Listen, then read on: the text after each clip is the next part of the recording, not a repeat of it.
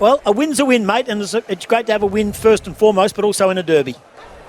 Yeah, no, you're right. Obviously, they're a quality outfit and they're a lot more improved than they were last year. And I thought, they were very tough in the contest, and we knew that it was going to be a pretty hard-fought game, especially early. They like to get a lot of numbers around it. So, everything we'd been working on over the last couple of weeks that hadn't standed up in our game did today. And although it wasn't sexy at times, it seemed to stack up and work for us. Is it very much so? You just come out from that meeting with the coach. What was the messaging from Justin? Yeah, JL's message is, he's pretty calm, and he just sort of said that we're going to treat this win like our last two games, and we're going to sit down, we're going to review it the same way. We're not going to, it's never as good, never as bad sort of mindset. So, we'll still go to school even though it was a good win and see what we can pick apart and take from it and learn from. Some of the numbers are pretty impressive, though.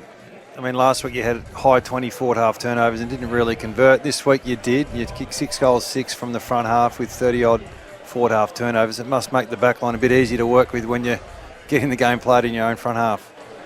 Yeah, absolutely. Obviously, it's a big part of the game these days, as you'd know, Simo, being fresh out of the game. But playing the game in your front half makes it a lot easier to defend behind and often allows you to score a lot more heavily. So, we haven't been able to do that the last few weeks. We did it today, but I still feel that we left a few out there and we weren't as potent as we could have been. So, obviously, clearly, still got a bit of work to do in that area, but, we'll take the result today.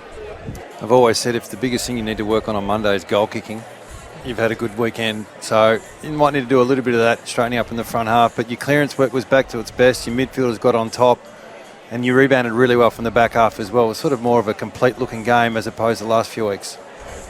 Yeah, exactly right. Obviously, the midfield in particular probably wouldn't have been happy with the numbers they saw the last fortnight. And, mate, they're a group of pros in there. And obviously to have Jager go out late with illness, also Corey Wagner drop out and a few roles changed just before the bounce. I thought the boys adapted really well and got to work and did what mattered. And their quality in there, and I never doubt those boys. So I knew that a performance like this was well and truly on the cards, and it wasn't far away. So it didn't shock me to see them so dominant around the contest and in stoppages as well. Now, mate, I know we've only got you just straight after the game, and it's the listeners are hearing this on a Monday morning, but surely the boys would be ribbing Andrew Brayshaw, courtesy of Lee Spur, to not get a single vote in the Glendinning Ellen Medal from a former Dockers player. What's going on there? Not a vote for Andrew Brayshaw. Yeah, I thought he was bloody stiff, to be honest. I think that might be the last two where Andy and Caleb have been head-to-head or something like that. But, Sperry actually does a lot of work with the boys and hangs around the group a lot. So the next few calls he invites us over for dinner, he might be stood up. So you want to be careful, I reckon. Had a big day, Andrew Brayshaw. Hey, look, we saw some good signs too from Shea Bolton. Today was... there was a bit more brilliance today. I mean, he probably wasn't the great four-quarter effort that everyone's expecting. He's coming off that sort of interrupted pre-season, but at the same time, there was some brilliance there. And what about the start to AFL football for Isaiah Dudley? How good's that?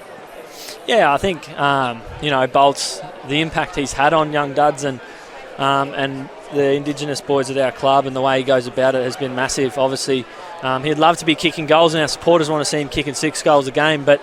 Bolts gets the best defender every week, and that frees up the likes of Isaiah Dudley, Freddie, blokes like that. And I think, Hoffy played a really good game tonight. He kept Shea away from the goals, but I still think Shea had a massive impact. When he comes up around the ball, some of his class, composure, even his pressure at times, it's elite. And I think you're right. Off an interrupted pre-season, what he's dishing up, we'll take that at the moment for sure. Clarkie, in regards to your game, I mean, you don't like handballing, that's fair to say, with the 15 kicks and 3 handballs, but there's a reason why, is because you can break lines. And tell us about your role in the side. And you've had 500 metres gained today, 18 possessions, and you've really worked on your craft as a defender as well. How do you see your game today? Yeah, obviously, you're right, obviously. I love getting the ball in my hands and I love kicking it. I'm trying to say it's the right way. There's a reason why, is because you're a running carry player and you break the lines, and that's gold when you can get players who can do that. Yeah, you're right. And I think our mindset as a back line is we want to play the game in our front half, and at times it felt like I didn't get near the ball, so I was surprised to see that sort of figure come out. But yeah, I think my game starts in the contest, to be honest. had to go to work over the last few years since Betfair and really knuckle down on the defensive side of the game and winning and halving contests behind the ball. And I'm at the point now where I'm really confident in my ability and getting put in uncomfortable positions. And when I win those or halve those, it actually gives me a big chance to bring my strengths into the game. So, obviously players like to take out the running half-backs this day, and I feel like if my game can be based around the contest, winning and halving and defending, I can still have an impact in the game. So for me, it's not about having 35 touches every week and trying to, stat pad. It's trying to see what I can do for the best for the team on the night and have as much impact as I can on the night. We do it all again next week, of course, and you're here again, and you take on the Western Bulldogs, who had a good win over Carlton. They've had a couple of days extra break, of course, and then they still have to travel. But the Dogs are undermanned, but they still look like they're producing some good numbers, and it was a good result against the Blues. It's not going to be easy next Sunday.